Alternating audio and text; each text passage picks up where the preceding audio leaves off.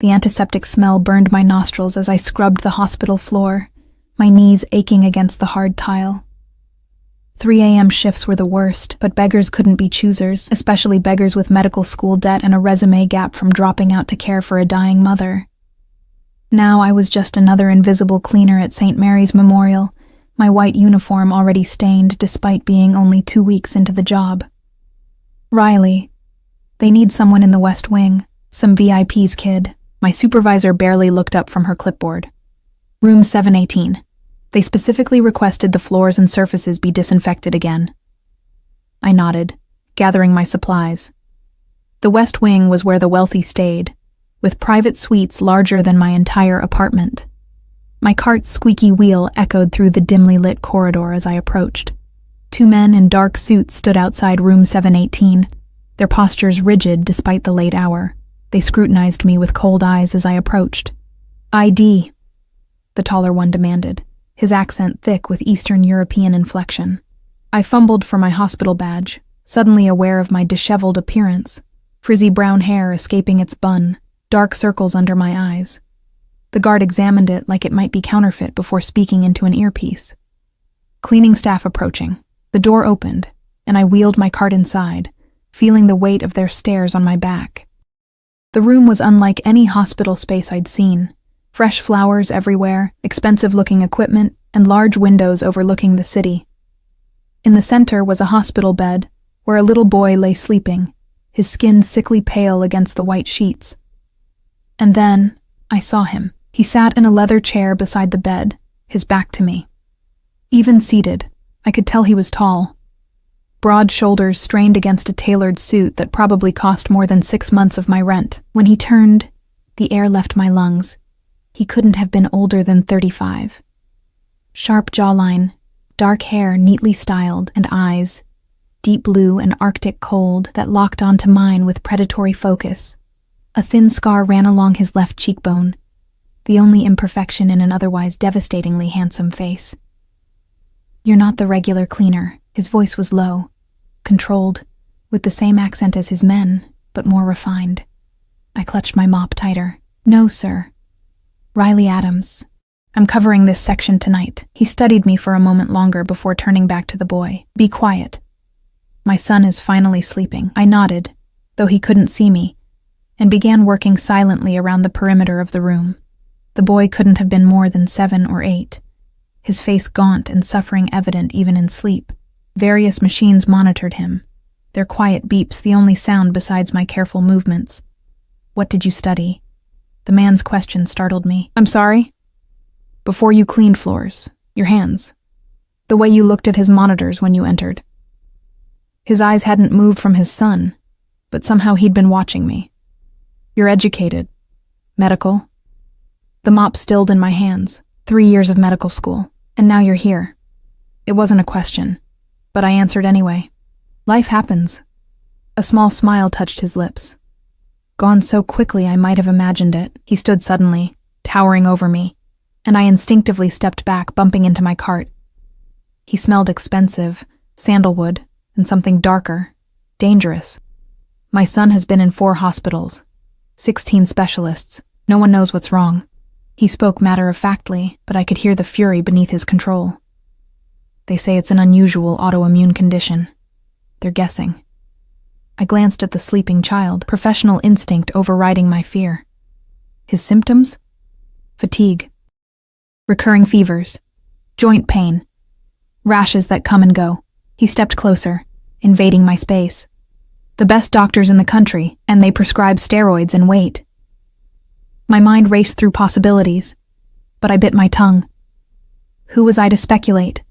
A dropout scrubbing floors. I shouldn't... "Speak," he commanded. I swallowed hard. "Has anyone considered familial Mediterranean fever? It's rare but more common in people of Mediterranean or Middle Eastern descent." His eyes narrowed. "We are Romanian, and yes, they tested. Negative." "What about his medications? Sometimes children have paradoxical reactions to..." The boy stirred, whimpering in his sleep.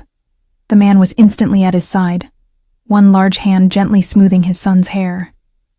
The tenderness of the gesture contrasted so sharply with his intimidating presence that I found myself staring, Tata, the boy murmured, eyes fluttering open briefly before closing again.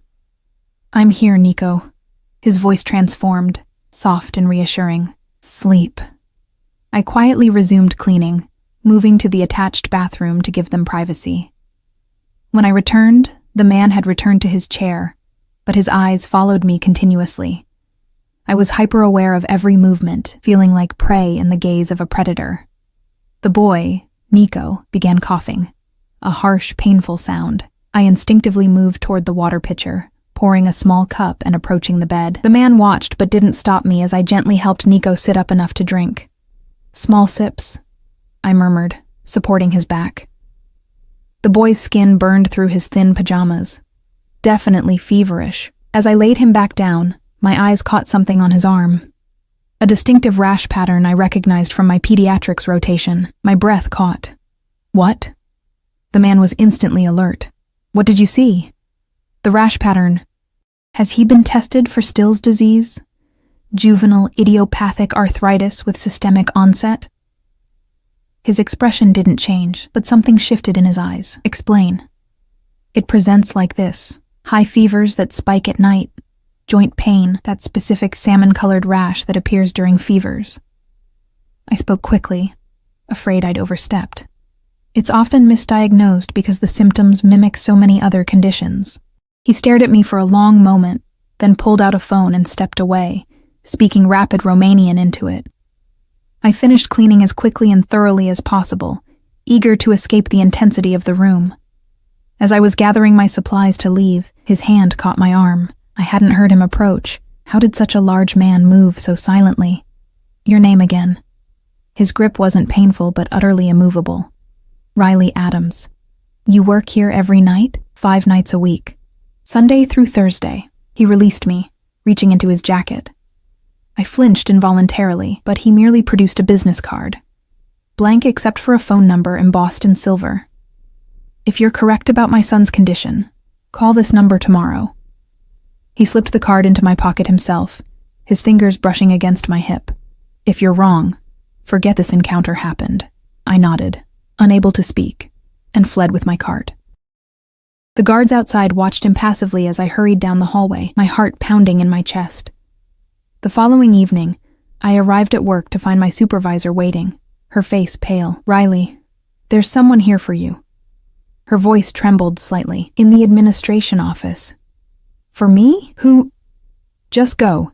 Now. The administration wing was eerily quiet after hours. I pushed open the door to find the same man from the night before, looking somehow even more imposing in daylight. He sat in the hospital director's chair, while the director himself stood nervously by the window. 2 guards flanked the door behind me. Miss Adams. He stood as I entered. You were correct. My pulse quickened. About Nico's condition, the specialist confirmed it this morning. Treatment has already begun. He approached slowly, deliberate. I've been told your shift ends at midnight. It wasn't a question, but I nodded anyway. My driver will collect you then. He straightened his already perfect cuffs. I have a proposition for you. My son responds to you. You saw what the specialists missed. His gaze was penetrating, assessing. I want you to oversee his care during his recovery. I blinked in confusion. Sir, I'm not a doctor. I'm not qualified. You will work with his doctors, but you will be there, with him, at all times. His tone made it clear this wasn't a request. You'll be well compensated. My mind raced. This was insane. I didn't even know who this man was. As if reading my thoughts, he smiled. A cool, calculated expression that never reached his eyes. Forgive my manners. I am Alexandru Vaduva. He extended his hand, and I took it automatically. His grip enveloped mine completely. You Americans would call me Alex. The name hit me like a physical blow. Everyone in the city knew that name, the Romanian who controlled the eastern seaboard's criminal enterprises. Rumors of violence, trafficking, corruption, and I'd corrected his son's diagnosis. You look frightened, Miss Adams. His thumb brushed over my knuckles before releasing my hand. Don't be. I reward those who help my family generously. You'll want for nothing. I can't just leave my job, my apartment. It's been arranged. He gestured to the director, who nervously handed me an envelope. Your resignation has been accepted with regret. Your apartment lease has been settled. Your belongings will be packed and delivered. Horror washed over me. How did you... I know everything about you now, Riley Adams. He stepped closer, and I caught that scent again. Sandalwood and danger. 28 years old. Parents deceased. No siblings. Dropped out of Georgetown Medical to care for your mother during her cancer treatment. Worked 3 jobs to pay her medical bills, and still lost everything. My legs felt weak. How had he learned my entire life story in less than 24 hours? You need money. I need someone with your knowledge and instincts to watch over my son. His voice softened fractionally. Nico trusts you already. I saw it. And if I refuse? Something cold flashed in his eyes. Why refuse? I'm offering you more money than you'd make in 5 years, to do what you were trained for, help a sick child. Put that way, it sounded reasonable. But nothing about this was reasonable. I was being strong-armed by one of the most dangerous men in the city. How long? I managed to ask. Until he recovers completely. 3 months. Perhaps 4. He checked his watch. Platinum, I noticed distantly. You have until midnight to decide. Though I think we both know your answer already. With that, he walked past me, his shoulder brushing mine. His men followed, leaving me alone with the nervous director. Riley, he said quietly after the door closed. Whatever he's offering, I'd take it. I opened the envelope with trembling fingers. Inside was a cashier's check with more zeros than I'd ever seen, and a contract outlining my duties. Private nurse to Nikolai Vaduva. Live-in position at the Vaduva estate.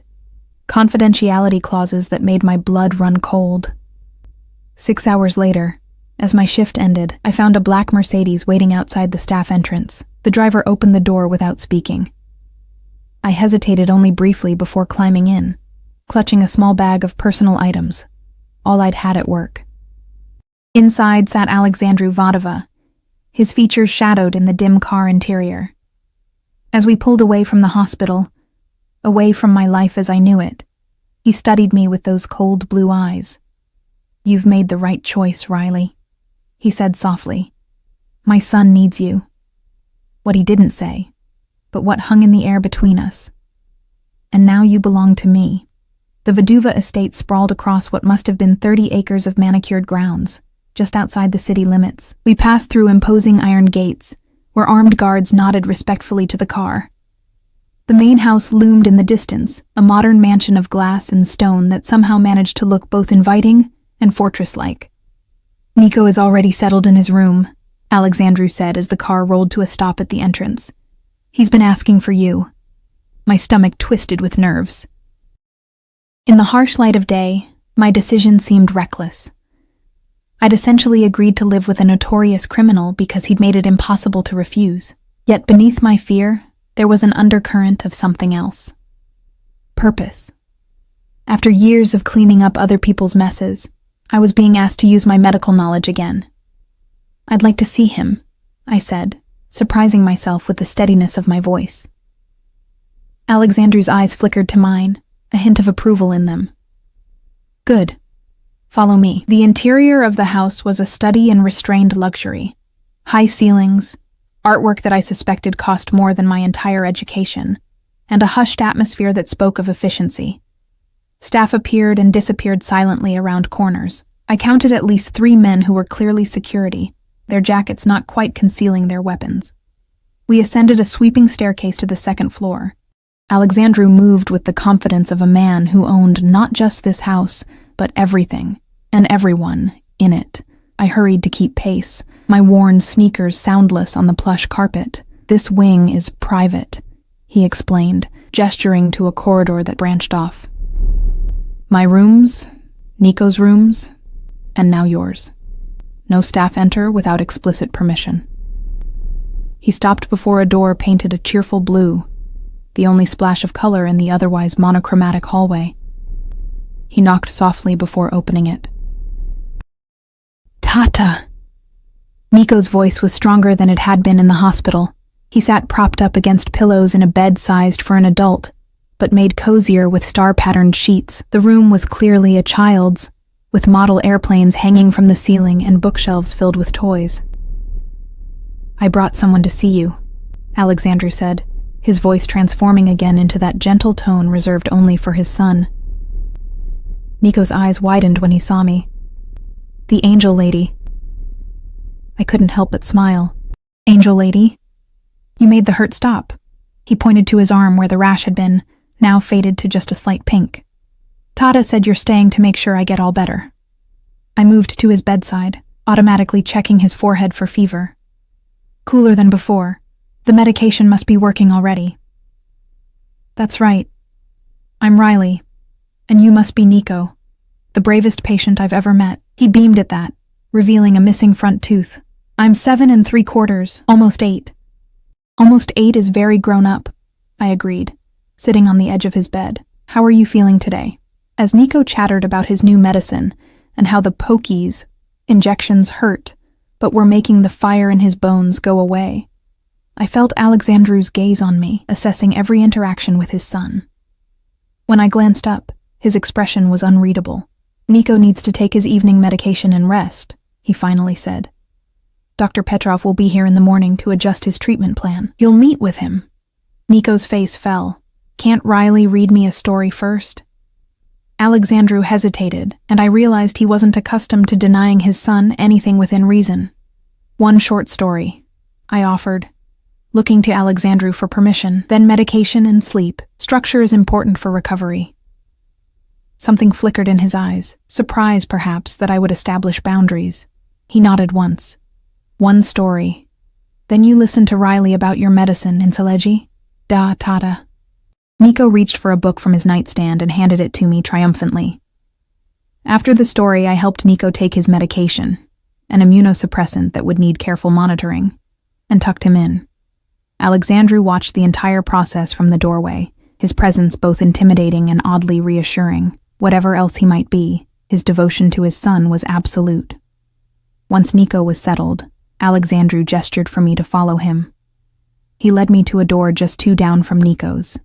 "Your rooms," he said, pushing the door open. I stepped inside, and couldn't suppress a gasp. The space was larger than my entire apartment, with a sitting area, massive bed, and what appeared to be a private bathroom glimpsed through another doorway. Floor-to-ceiling windows overlooked the gardens, now silvered with moonlight. "My belongings," I began. "Arrived this afternoon. Everything has been unpacked." He gestured to an open closet door where I could see my meager wardrobe hanging, looking pathetically out of place in the opulent space. "There are new clothes in the dresser," he continued. "I took the liberty of having some items delivered that might be more suitable." I bristled at the implication, but before I could respond, he added, "Nico's previous specialists wore scrubs. I thought you might be more comfortable similarly attired when working with him." "Oh." I swallowed my indignation. "Thank you." He moved to a desk in the corner, where a laptop sat. "This is for you. All of Nico's medical records have been uploaded. His medication schedule, the contact information for his specialists." His jaw tightened. "The ones who failed to diagnose him correctly."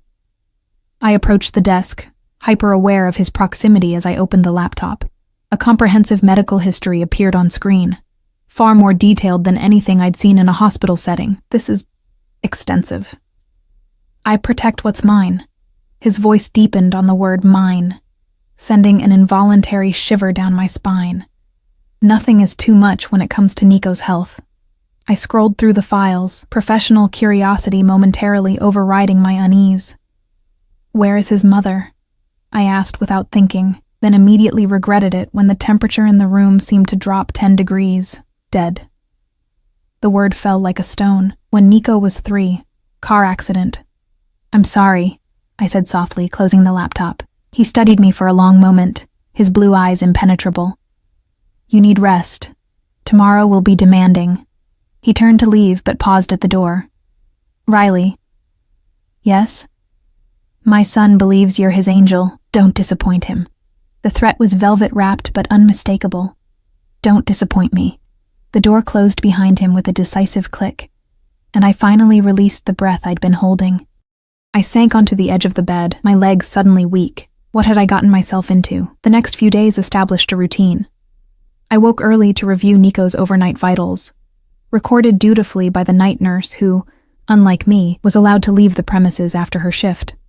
Dr. Petrov, a serious, gray-haired specialist who clearly feared Alexandru, would arrive mid-morning for consultation. Nico responded well to the treatment. His fevers decreased, his energy improved, and the rashes appeared less frequently.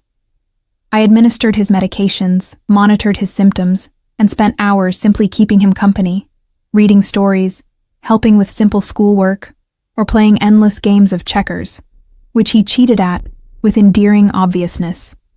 Alexandru was an enigma. He left the house for long stretches, presumably attending to his business interests, but would materialize in Nico's doorway at unexpected moments, watching our interactions with that same unreadable expression. When present, his focus on his son was absolute, but I often caught his gaze lingering on me, calculating, assessing, and something else I couldn't quite name. On the 5th day, I was helping Nico build a model airplane when Alexandru appeared with another man, younger, equally well-dressed, with the same dangerous air about him.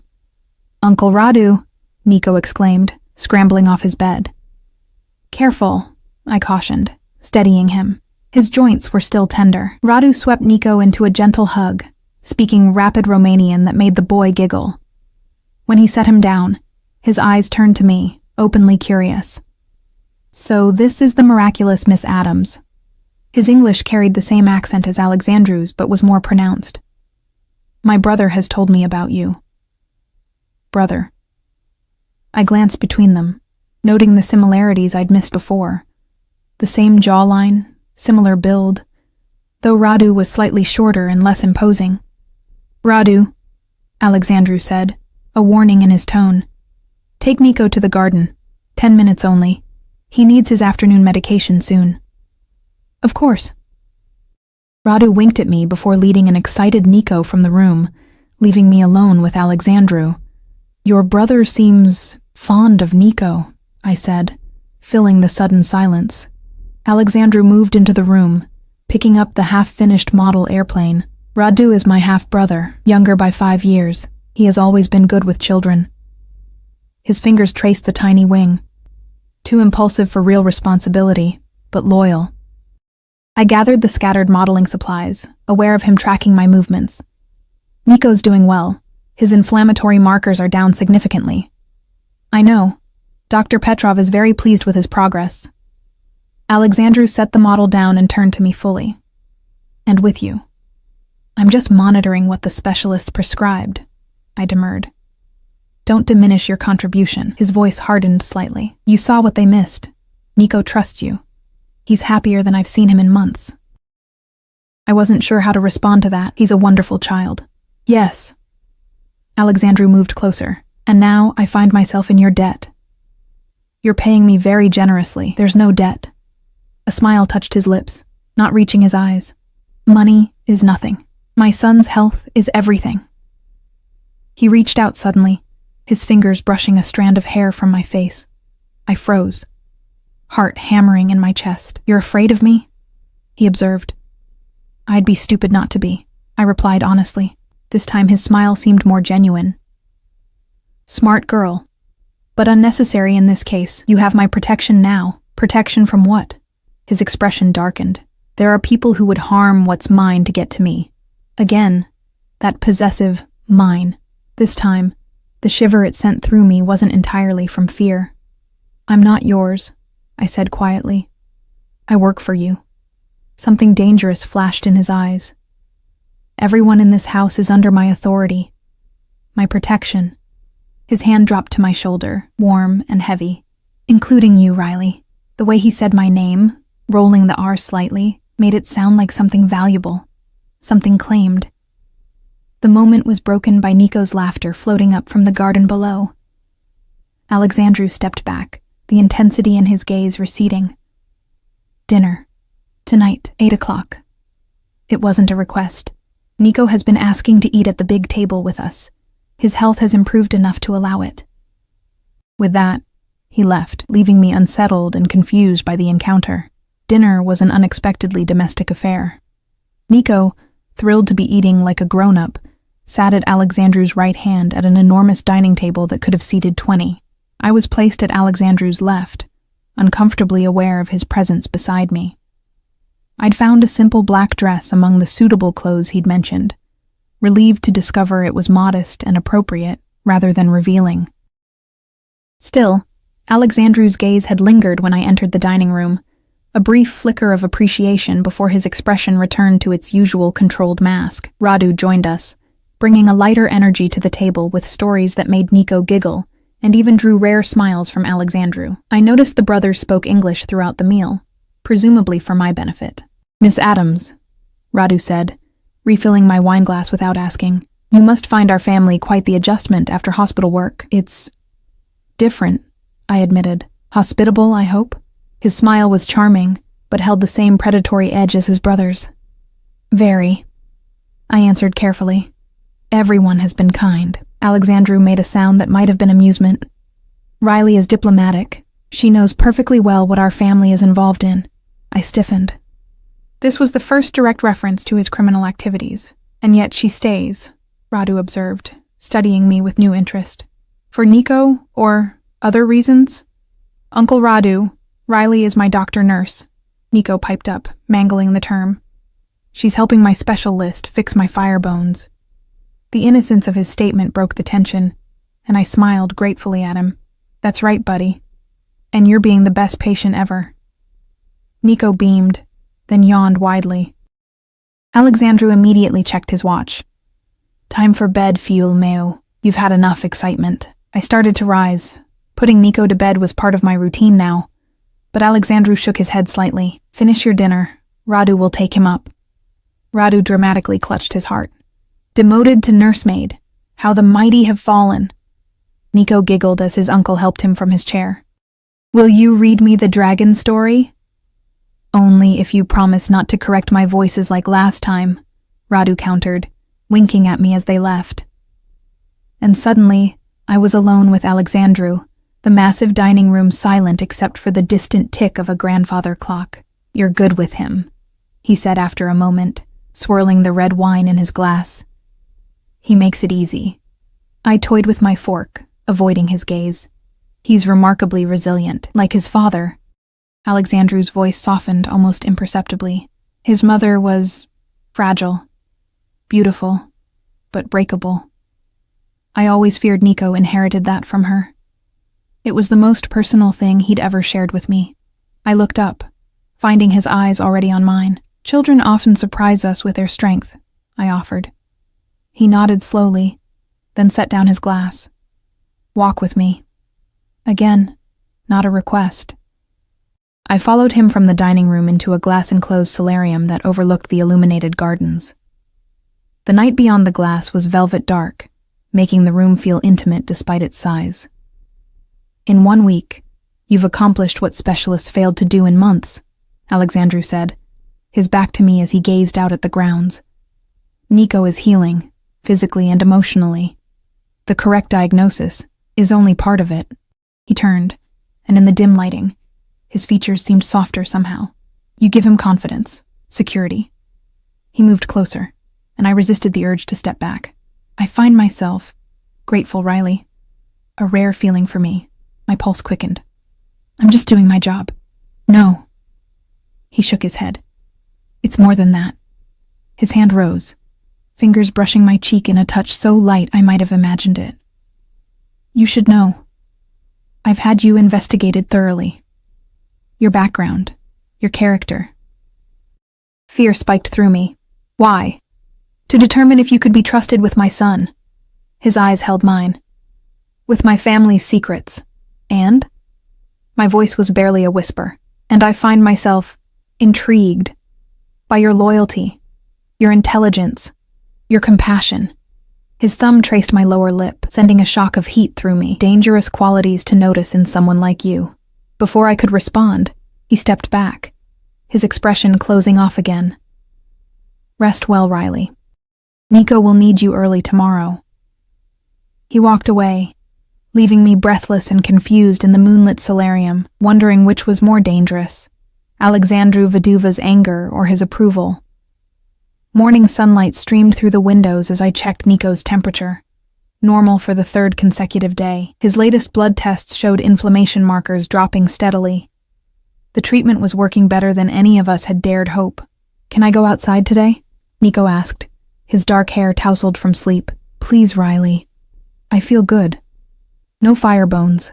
I pretended to consider it seriously, though Dr. Petrov had already approved limited outdoor activities. "Well, I suppose a short time in the garden might be acceptable. If—" I held up a finger as he started to celebrate.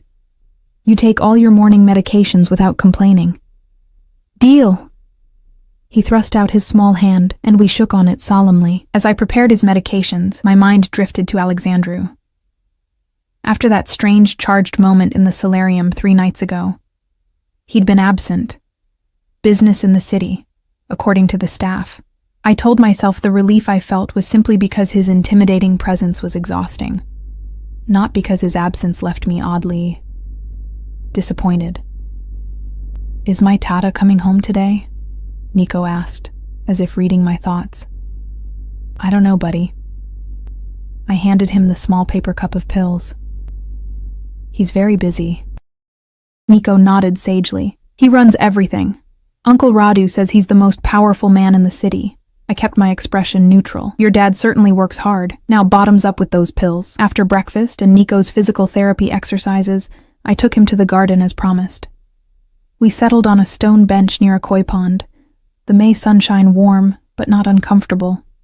2 security men maintained a discreet distance, a constant reminder of the Vaduva family's reality. "Riley?" Nico leaned against my side, watching the fish swim lazily. "Why don't you go home at night like my other nurses did?" The question caught me off guard. "Well, your dad thought it would be better if I stayed here full-time while you're recovering. So you don't have a home?" His brow furrowed with childish concern.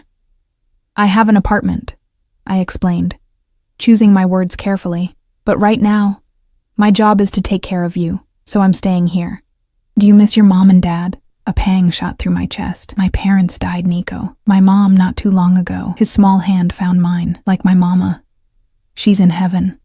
He tilted his head. "Is that why you look sad sometimes? Because you miss your mama?"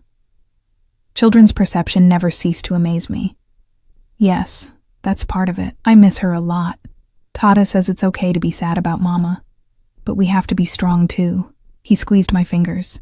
"Maybe you can be part of our family now so you won't be sad." My throat tightened. "That's very sweet, Nico. Tata likes you." He continued matter-of-factly. "He looks at you different than other people." I felt heat rise to my cheeks. "Your dad is my boss, Nico." "No, he—" Nico broke off, his face lighting up as he looked past me. "Tata!"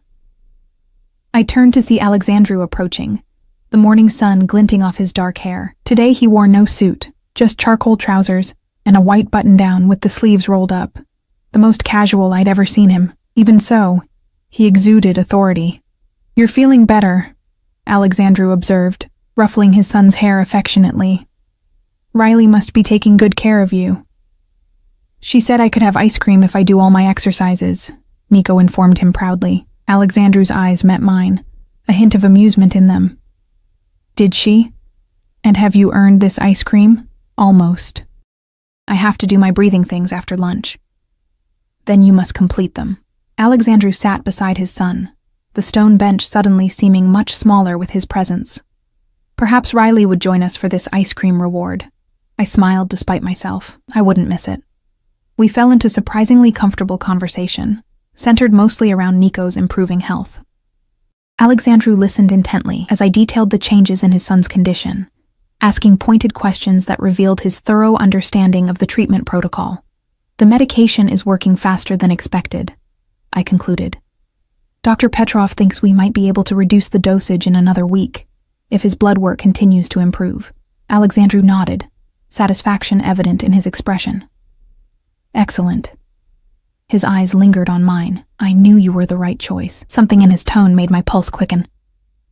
Before I could respond, Nico tugged at his father's sleeve. "Tata, can Riley come to my birthday?" It's in 2 weeks. Alexandru's expression softened. If she wishes to. Please, Riley. Nico turned those big eyes on me. Uncle Radu says there will be a bouncy castle and a magician and cake. I laughed at his enthusiasm. I wouldn't miss your birthday for anything. You'll still be here then, Alexandru said, and it wasn't a question. Nico's recovery will take at least another month. Reality crashed back. I wasn't part of this family. I was an employee with a contract. Of course, professional responsibility. Something flickered in Alexandru's eyes, but he merely nodded. Nico, go tell Mrs. Popescu that you'll be ready for lunch soon. Riley and I need to discuss your treatment. Nico hurried off toward the house, one of the security men following at a discreet distance. Once he was out of earshot, Alexandru turned to me fully. You've grown attached to my son. I met his gaze steadily. He's a wonderful child. It would be impossible not to care about him. And yet you remind yourself that this is just professional responsibility. His voice was neutral, but I sensed disapproval. I'm trying to maintain appropriate boundaries. For Nico's sake as much as mine. I looked away, toward the koi pond. I won't be here forever. It wouldn't be fair to let him think otherwise. Alexandru was silent for a moment. And if circumstances changed? My heart skipped. What circumstances? Instead of answering, he reached into his pocket and withdrew a small velvet box. I brought you something. I don't need gifts, I said quickly. It's not a gift. He opened the box, revealing a delicate silver bracelet with a small pendant. It's protection. I stared at it, confused. I don't understand. My family has enemies, he said simply. This identifies you as under my personal protection. My staff, my associates, they will recognize it. The implications sent a chill down my spine. Is Nico in danger? Are there threats? There are always threats in my world. He removed the bracelet from its box, but I take precautions. This is one of them. Before I could protest, he took my wrist, his touch warm and sure as he fastened the bracelet. The pendant, what I now recognized as a small stylized wolf, rested against my pulse point. The wolf is the Vaduva family symbol, he explained. It means you are not to be harmed, not to be questioned. His fingers lingered on my wrist. It means you are mine to protect. There it was again, that possessive claim that should have frightened me, but instead sent heat spreading through my veins. I didn't agree to become part of your world, I said quietly. His eyes, bluer than the May sky above us, held mine. You crossed that threshold the moment you diagnosed my son, the moment I brought you into my home. I wanted to argue, to establish some boundary between us, but the weight of his gaze made it difficult to think clearly. You're afraid, he observed. Not of you, I admitted, of this. I gestured vaguely at the estate, the security men, the bracelet now circling my wrist. I don't belong here, and yet here you are. His voice softened marginally. Where do you belong, Riley Adams? The hospital? Scrubbing floors? The medical school that broke you financially? The empty apartment you returned to alone? His words cut deep, exposing vulnerabilities I thought I'd hidden. That's not fair. Life rarely is. He stood, offering his hand to help me up. Come. Nico will be waiting for lunch. I hesitated before taking his hand, telling myself it was just basic courtesy. But as his fingers closed around mine, that same electric awareness sparked between us. He held my hand a moment longer than necessary after I stood, his thumb brushing across my knuckles in a gesture that seemed almost unconscious. Riley, he said, my name softer on his lips than before. You helped my son when no one else could. Whatever happens, I won't forget that. It sounded like both a promise and a warning. That evening, I sat at the desk in my room, updating Nico's medical records on the laptop. A soft knock at my door startled me. Come in, I called, expecting one of the household staff. Instead, Radu sauntered in, a bottle of wine in one hand and 2 glasses in the other. Evening, Dr. Adams. He grinned at my surprised expression. Don't worry, Alex knows I'm here. Brotherly privilege. I closed the laptop warily. I'm not actually a doctor. Details. He set the glasses down and poured deep red wine into both. Alex says you've worked miracles with Nico. The specialists deserve the credit, I demurred, accepting the glass he offered. I just helped identify the condition. Radu made himself comfortable in the armchair opposite my desk. My brother doesn't give credit easily. If he says you've helped Nico, then you have. He raised his glass. To unexpected talents. I sipped the wine cautiously. Rich, complex, obviously expensive. Did you need something specific, Mr. Vaduva? Radu, please. He smiled disarmingly. And yes, actually. I'm curious about the woman who's caught my brother's attention. I nearly choked on my wine. I haven't caught anyone's attention. I'm Nico's nurse. Radu laughed. The sound warm and genuine. Is that what you think? Alex doesn't bring just anyone into the family wing. Doesn't give just anyone his personal protection. He nodded toward the bracelet I still wore. That little wolf means something significant in our world. So I've been told. I set my glass down.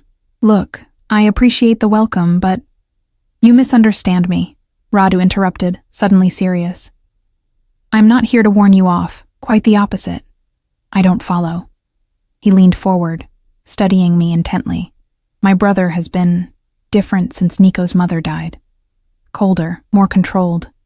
The only warmth he shows is to his son. Radu's eyes, a lighter blue than Alexandru's, held mine. Until you arrived, my heart thudded uncomfortably. You're misinterpreting professional courtesy. Am I? Radu smiled knowingly. Alex doesn't have professional courtesy. He has business transactions and family, nothing in between. I wasn't sure how to respond to that, so I redirected. Nico mentioned his birthday celebration. He's very excited. Radu allowed the subject change with a gracious nod. It will be the event of the season, Nico's first real party since his illness began. He sipped his wine. There will be important guests, business associates, political allies. Sounds more like a networking event than a child's party, I observed. In our world, they're often the same thing. Radu shrugged. Don't worry. Nico will have his bouncy castle and magician in the garden. The adult festivities will be separate. I should probably stay with Nico, I said. Monitor his energy levels, make sure he takes his medication on schedule. And avoid the dangerous adults? Radu's eyes twinkled. I don't blame you. Though Alex will expect you to make an appearance. Before I could respond, another knock came at the door, sharper, more authoritative. It swung open before I could answer, revealing Alexandru, his expression darkening when he saw his brother. Radu, he said, a warning in his tone. I thought you were handling the shipment issue, all taken care of, Radu replied smoothly, raising his glass in a mock salute. I was just welcoming Riley properly to the family. Something you neglected to do. The brothers stared at each other for a tense moment, some unspoken communication passing between them. Finally, Radu stood, draining his wine. I know when I'm not wanted. Riley, it's been illuminating. He brushed past Alexandru with a wink in my direction. Don't be too hard on her, brother. She's still adjusting to our world. After Radu left, Alexandru remained in the doorway, his gaze sweeping the room, taking in the wine, the 2 glasses, my slightly flushed face. My brother can be overwhelming, he said finally. He was perfectly polite, I assured him. Just curious about the woman taking care of his nephew. Alexandru stepped fully into the room, closing the door behind him. The atmosphere immediately changed, the space feeling smaller, more intimate. And what did you tell him? Alexandru asked, moving to where Radu had sat and picking up the abandoned wine glass. That I'm just doing my job. I watched as he sniffed the wine, then set it down without drinking. He seems to think there's more to it. Alexandru's eyes met mine, something smoldering in their depths. Radu has always had an active imagination. But you don't. I held his gaze, surprising myself with my boldness. So why did you really give me this? I raised my wrist, the silver bracelet catching the light. In 2 strides, he was before me, close enough that I had to tilt my head back to maintain eye contact. He took my raised wrist in his hand, his thumb pressing gently against my pulse point. I told you. Protection. From what? I whispered. From anyone who might think to use you to get to me. His voice deepened. From anyone who might think you're expendable. The word hung between us, heavy with implication. I should have been terrified. This man was admitting that his criminal activities put everyone around him in danger. Instead, I found myself drawn closer, like a moth to deadly flame. And am I? Expendable? The question escaped before I could stop it. His grip tightened fractionally on my wrist. You're under my protection now. He reached up with his free hand, fingers tracing my jawline with surprising gentleness. Nothing and no one I protect is expendable. My heart hammered so loudly I was certain he could hear it. His face was inches from mine, his eyes dropping to my lips. The tension between us stretched taut, a rubber band ready to snap. Then his phone buzzed sharply in his pocket. The moment shattered. Alexandru stepped back, his expression closing off as he checked the screen. Business, he said curtly. We'll continue this discussion another time. He left as suddenly as he had appeared, leaving me breathless and confused, wondering what might have happened if that phone hadn't interrupted us, and whether I should be grateful for the reprieve or disappointed. Nico's birthday arrived with perfect weather, sunny skies and a gentle breeze that rustled through the garden's maple trees. The estate had transformed overnight, with staff scurrying to prepare both the child-friendly celebration in the gardens and the more formal reception in the main house.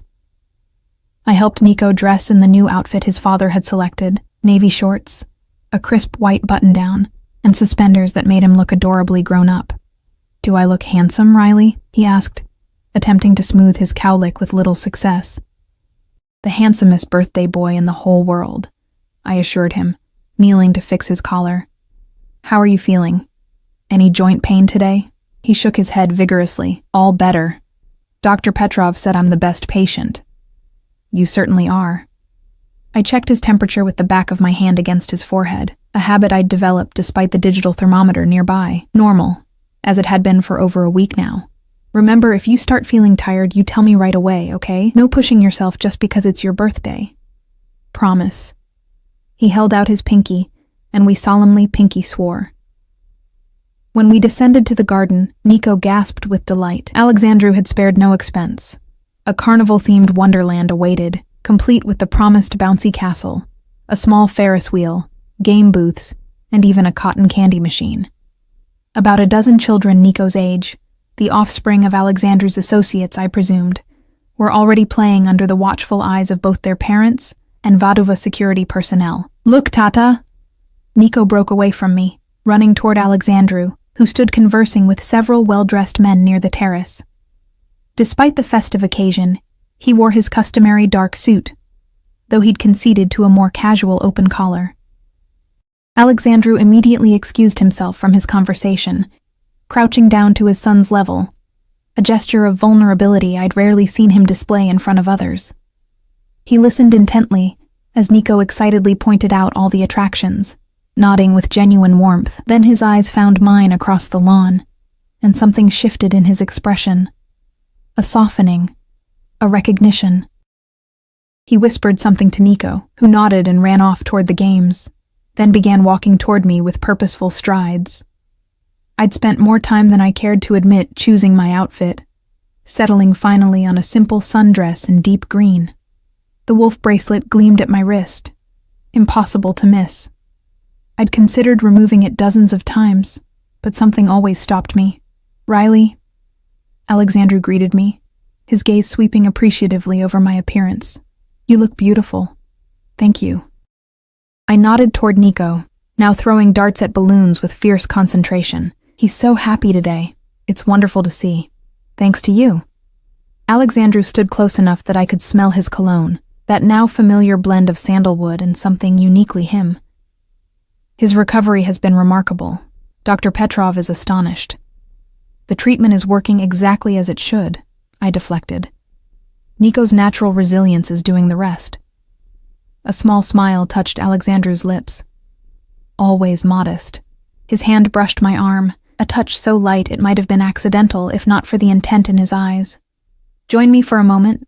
There are people you should meet. Before I could answer, his hand settled at the small of my back, guiding me toward a group of elegantly dressed guests on the terrace. The warm pressure of his palm against my spine sent a shiver through me that had nothing to do with fear. The afternoon passed in a blur of introductions. political figures, business owners, all treating Alexandru with a mixture of respect and wariness that spoke volumes. I stayed mostly silent, observing the careful dance of power and deference. When introduced, I was simply Miss Adams, Nico's caretaker. Yet the way Alexandru kept me close, his hand returning to my back or brushing my arm, communicated something else entirely. I escaped after an hour, using Nico's medication schedule as an excuse. Finding him surrounded by new friends at the magician's show, I watched from a distance, content to see him laughing and ordinary, the months of illness seemingly forgotten. He looks like a normal kid again, Radu's voice came from beside me. Today he wore a light gray suit that emphasized his more flamboyant style, compared to his brother's somber attire. You've worked miracles, Riley. Modern medicine worked the miracle, I corrected him. I just helped identify the problem. Radu chuckled. So modest. No wonder my brother is captivated. I felt heat rise to my cheeks. You're misinterpreting. I'm really not. Radu's usual playfulness faded, his expression becoming serious. I know my brother better than anyone. I recognize the signs. Signs of what, exactly? Possession. He nodded toward Alexandru, who was watching us from across the lawn, his gaze intense even at a distance. The wolf bracelet. The way he keeps you close. The way he looks at you when he thinks no one notices. My pulse quickened. I'm an employee. Keep telling yourself that. Radu raised his champagne glass in a mock toast. Just be careful, Riley. Alex doesn't do anything halfway. Once he decides something, or someone, belongs to him. He shrugged expressively. Before I could respond, a commotion erupted near the bouncy castle. I instinctively scanned for Nico, spotting him still safely watching the magician, but several security men were moving rapidly toward the garden's entrance, speaking urgently into their earpieces. Alexandru was already striding in that direction, his posture alert.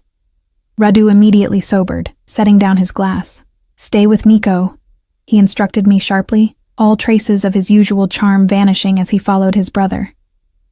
I hurried to Nico's side, instinctively placing myself between him and whatever disturbance was occurring. The other children sensed the tension, their excitement dimming as parents began gathering their offspring. What's happening? Nico asked, clutching my hand. Probably just a mix-up with the guest list, I assured him, though my racing heart betrayed my own anxiety. Hey, why don't we get you some birthday cake while it's quiet? I led him toward the refreshment table, keeping my body between him and the garden entrance where a cluster of security personnel had formed a barrier. Through gaps in their formation, I glimpsed a woman, dark-haired, gesturing angrily, her voice carrying across the lawn though her words were indistinct. Who's that lady? Nico asked, peering around me. I'm not sure, buddy, I answered honestly, cutting him a slice of cake to distract him. Here, chocolate with extra frosting. Just how you like it. From the corner of my eye, I saw Alexandru speaking intently with the woman, his posture rigid with controlled anger. Radu stood nearby, his hand beneath his jacket in a way that made me suddenly, acutely aware that he was likely armed. The confrontation ended abruptly when 2 security men escorted the woman back toward the front of the property. Alexandru remained motionless for a long moment, his profile harsh against the cheerful birthday decorations, before turning and scanning the garden until his eyes found Nico and me.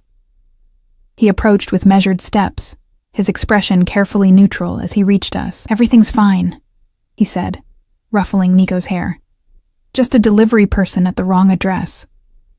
The lie was obvious, but I nodded, playing along for Nico's sake. We're having some cake.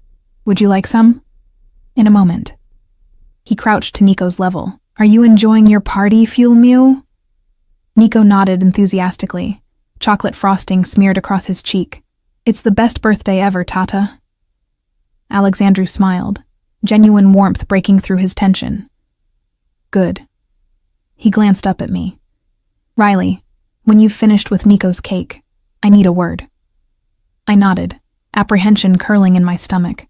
After Nico had rejoined his friends, now gravitating toward the Ferris wheel under the supervision of the party coordinator, I found Alexandru waiting on the terrace, his back to the festivities as he gazed out over the expansive grounds beyond. Is everything really okay? I asked quietly, coming to stand beside him. It's handled. His voice was tight, Nothing for you to concern yourself with. If it affects Nico, it concerns me. Alexandru turned to face me, something unreadable flickering in his eyes. It won't affect Nico. I've made sure of that. Who was she? He studied me for a moment, as if weighing how much to reveal. Someone from my past who doesn't understand boundaries. An ex? Of sorts. His jaw tightened. It was a brief relationship years ago. She's become unstable, obsessive. I hadn't expected such honesty. Is she dangerous? Not anymore. The coldness in his voice sent a shiver down my spine, reminding me sharply of exactly who Alexandru Vaduva was. Not just Nico's devoted father, but a man with the power and will to eliminate threats without hesitation. I see. I wrapped my arms around myself despite the warm day. Something softened in his expression.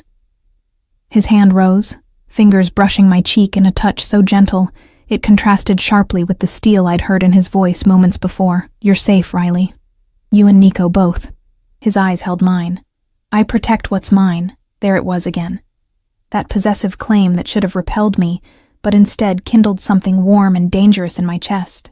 I should get back to Nico, I said. My voice hardly more than a whisper. Alexandru's hand dropped to the wolf bracelet at my wrist, his fingers tracing the symbol. Yes, he agreed, though he made no move to release me. But tonight, after he's asleep, come to my study. There are things we need to discuss. It wasn't a request, but neither did it feel like a command. It was simply a statement of inevitability, as though we'd been moving toward this moment since the night I'd first entered his son's hospital room. I nodded once, then turned and walked back to the celebration, acutely aware of his gaze following me across the lawn. Night fell over the Vaduva estate. The last of the birthday guests long departed. Nico had fallen asleep mid-story. Exhausted from the excitement, but happier than I'd ever seen him, I tucked the blankets around him, brushing dark hair from his forehead with a tenderness that caught me by surprise. In just a few short weeks, this little boy had captured my heart completely. I checked his temperature one last time, normal, and kissed his forehead before quietly leaving his room. In the hallway, I hesitated, glancing toward the staircase that would lead to Alexandru's study. Our conversation from the afternoon echoed in my mind. Come to my study. There are things we need to discuss. My pulse quickened as I made my way downstairs, each step feeling somehow momentous, as though I was crossing a threshold I couldn't return from. The house was quiet, most of the staff having retired after the day's events. Alexandru's study door stood partially open, warm light spilling into the darkened hallway. I knocked softly before pushing it wider. He sat behind a massive desk, jacket discarded, shirt sleeves rolled up as he reviewed documents. He looked up as I entered, setting aside his papers and rising in one fluid movement. Riley. He gestured to a leather chair across from his desk. Thank you for coming. I took the offered seat, suddenly nervous. Is this about the incident today? Partly. He remained standing, moving to a sideboard where he poured amber liquid into 2 crystal glasses. But also about your future here. He handed me one of the glasses, whiskey, expensive from the aroma, before leaning against the desk directly in front of me, close enough that our knees nearly touched. Nico's latest test results show his condition is fully under control. Alexandru continued. Dr. Petrov believes he'll be able to discontinue most medications within a month. My heart sank. So my services won't be needed much longer. That depends. Alexandru studied me over the rim of his glass. On what you want. What I want, I echoed, confused. Your contract was to oversee Nico's recovery. That obligation will soon be fulfilled. His eyes held mine, intense and unreadable, but perhaps there are other reasons you might consider staying. The air between us seemed to thicken, charged with unspoken possibilities. What are you suggesting? I asked, my voice hardly more than a whisper. Alexandru set his glass aside, leaning forward until his face was inches from mine. I think you know exactly what I'm suggesting, Riley. I need you to say it, I whispered, my heart hammering against my ribs. No ambiguity, no implications. What exactly are you offering me, Alexandru? Something like respect flickered in his eyes at my directness. He straightened slightly, giving me space to breathe. A permanent position in this household. he said, his voice low and measured. Not as Nico's nurse, but as something more significant. Define significant. His lips curved into a slight smile. So cautious, so precise. He reached out, his fingers trailing along my jawline with devastating gentleness. I want you here, Riley. With Nico. With me. I should have pulled away. Should have reminded him of the vast gulf between our worlds. He a powerful criminal, me a struggling ex-medical student reduced to cleaning floors. Instead, I found myself leaning into his touch, my body betraying what my mind still resisted. Why? The question emerged as barely more than breath. You could have anyone. I don't want anyone. His thumb traced my lower lip, sending electricity cascading through me. I want the woman who saved my son, who sees me clearly and still doesn't flinch away, who carries my protection and makes it look like a gift rather than a brand. His fingers moved to the wolf bracelet at my wrist, tracing the symbol there. Do you know what this really means in my world, Riley? I swallowed hard. Radu said. My brother talks too much, Alexandru interrupted, though without heat. This isn't just protection, it's possession. Anyone who sees this knows you belong to me. I don't belong to anyone, I countered, though my voice lacked conviction. His smile deepened, wolfish and knowing. Don't you? In one smooth motion, he closed the remaining distance between us, his lips finding mine with devastating precision. The kiss wasn't gentle. It was claiming, consuming, breaking through every barrier I'd constructed. My body responded instantly, heat blooming through me as my hands found their way to his shoulders, not pushing him away but pulling him closer. Alexandru growled low in his throat, the sound vibrating against me as his arms encircled my waist, lifting me effortlessly until I was perched on his desk, my legs parting to accommodate him. Paper scattered to the floor, forgotten as his mouth blazed a trail from my lips to my throat. Tell me to stop, he murmured against my skin, and I will. But I couldn't form the words, didn't want to. Weeks of tension, of careful distance and professional boundaries, dissolved under his touch. I tangled my fingers in his dark hair, guiding his mouth back to mine in silent answer. The kiss deepened, his tongue teasing mine as his hands splayed across my back, pressing me against the hard planes of his chest. I could feel his heartbeat thundering in time with mine, the evidence of his desire pressing insistently against me. Reality intruded like a splash of cold water. This was Alexandru Vaduva, a dangerous man with blood on his hands, whose world was so far removed from mine it might as well be another planet. I broke the kiss, pressing my palms against his chest to create space between us. Wait, I gasped, struggling to clear my head. We can't. I don't. Alexandru didn't force the connection, though his hands remained at my waist, thumbs tracing maddening circles against my sides. Tell me what you're afraid of, he said, his voice roughened with desire. Everything. I met his gaze, forcing honesty between us. I don't know who you really are, what you've done. The woman today, you said she wasn't a threat anymore. What does that mean? Something shuddered in his expression, the passionate lover receding behind the controlled crime lord. He stepped back, allowing me to slide from the desk and stand on unsteady legs. You want the truth? He asked, reaching for his abandoned whiskey.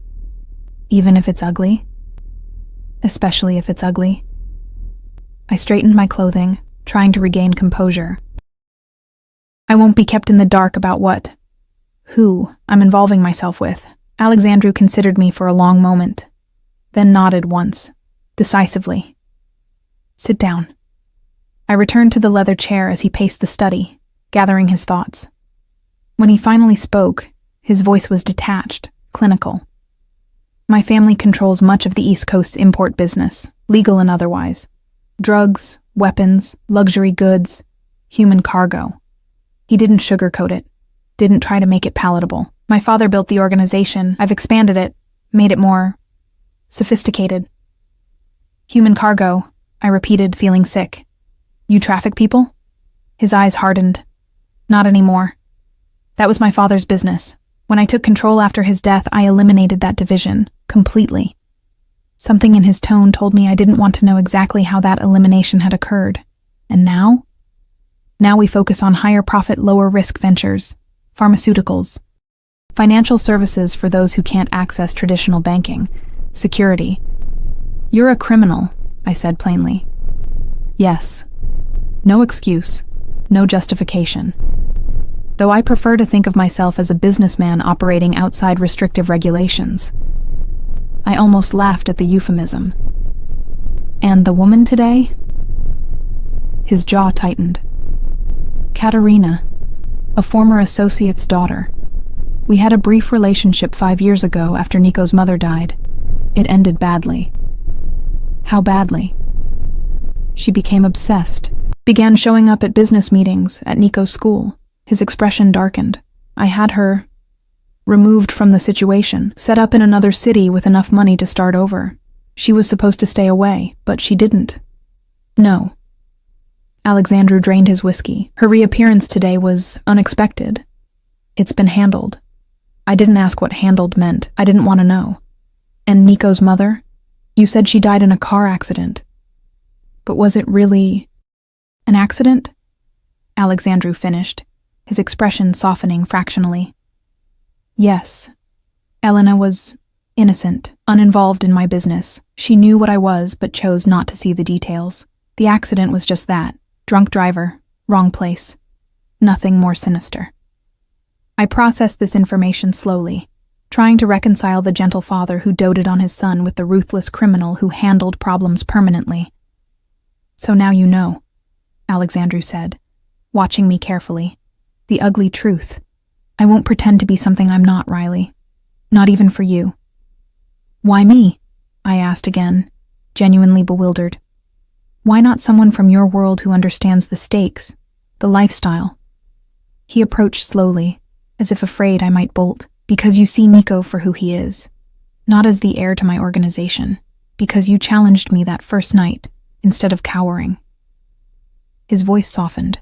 Because when you look at me, I see myself reflected as the man I could be. Not just the man I've had to become. My throat tightened with unexpected emotion. That's a lot of responsibility to place on someone. I'm not asking you to save my soul, he said wryly. Just to consider the possibility that there might be a place for you here. With us. As what, exactly? Your mistress? His expression hardened. Don't insult either of us. If I wanted a mistress, I would have one. Many, in fact. He took my hand, his thumb brushing over the wolf bracelet. What I'm offering is partnership, permanence. A family, for you, for Nico, for me. The magnitude of what he was suggesting left me breathless. You hardly know me.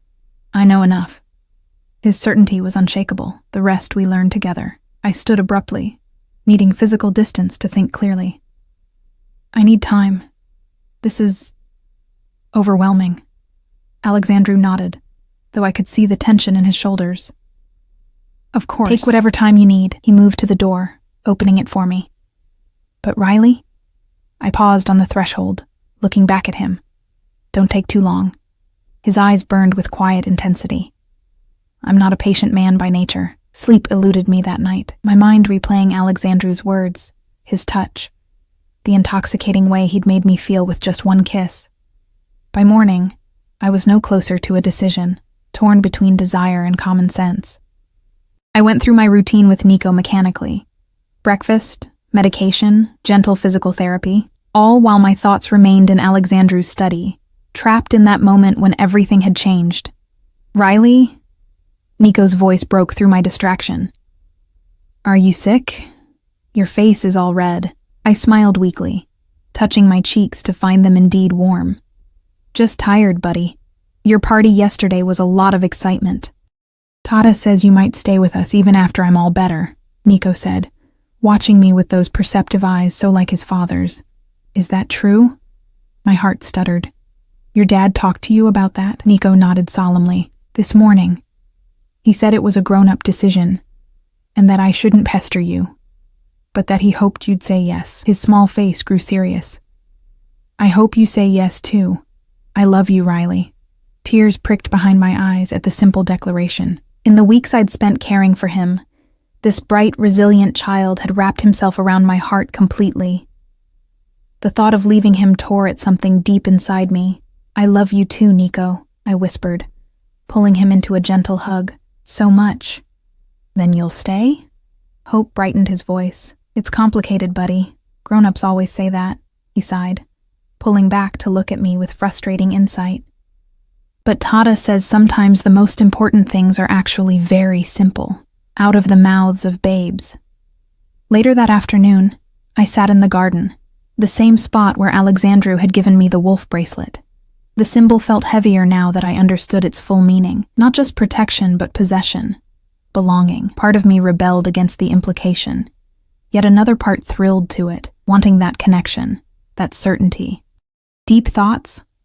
I looked up to find Radu approaching, his usual playful demeanor subdued. "Something like that," I acknowledged as he sat beside me. "Alex told me about your conversation," he said without preamble. "He thinks you're going to run." I blinked in surprise. "I haven't decided anything yet." Radu studied me for a moment. "Can I offer some unsolicited advice? As someone who's known Alexandru his entire life?" I nodded cautiously. My brother doesn't offer himself lightly. In fact, I've never seen him do it at all, not since Elena died. Radu's usual flippancy was absent, replaced by genuine concern. "He's giving you a choice, Riley. Do you have any idea how rare that is in his world? In our world?" "That's the problem," I admitted. "It's your world, not mine. I don't belong in this life, and yet here you are." Radu's smile was gentle, looking like you've always belonged, wearing his mark, caring for his son. Making my brother smile for the first time in years, I twisted the bracelet absently. "What happens if it doesn't work out? People like your brother don't just let disappointments walk away." "No," Radu agreed soberly, "they don't. But people like my brother also don't fall in love easily." The word hit me like a physical blow. "He doesn't love me. He barely knows me. Alexandru Vaduva doesn't do anything halfway," Radu said, echoing his words from the party. "When he decides someone belongs to him, it's absolute." He stood, brushing invisible lint from his immaculate trousers. "The question is, Riley, do you feel the same?" He left me there, his question hanging in the air like a challenge. Did I feel the same? The fierce protectiveness when I thought of Nico, the electric awareness whenever Alexandru entered a room, the way my body had responded to his kiss. Was that love? Or just attraction? The dangerous allure of a man so different from anyone I'd ever known. The sun was setting when I finally made my decision, casting long shadows across the manicured lawns. I found Alexandru in Nico's room, reading him a bedtime story. They made a beautiful picture, the powerful man gentled by his love for his son, Nico's face alight with sleepy happiness. Alexandru looked up as I entered, something vulnerable flashing in his eyes before his expression smoothed into careful neutrality. He finished the story, kissed his son goodnight, and followed me into the hallway. "You've made your decision," he said. Not a question, but a statement. I nodded, suddenly nervous despite my certainty. "I have conditions." His eyebrow rose slightly, but he gestured for me to continue. "I want to finish my medical degree," I began, the words tumbling out in a rush. "I won't be just an ornament or a convenient caretaker for Nico. I need my own identity, my own purpose." "Done," he said without hesitation. "Anything else?" "I want to know everything. No secrets about your business, your past. If I'm going to be part of this family, I need to understand exactly what that means." Alexandru's jaw tightened, but he nodded slowly, within reason. "Some knowledge is dangerous, Riley. But yes, I will be honest with you.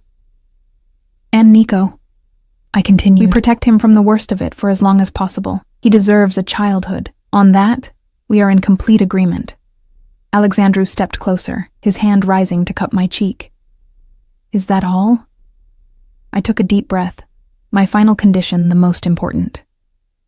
"I need to know this is real, not just gratitude for helping Nico, not possession or control, but something genuine."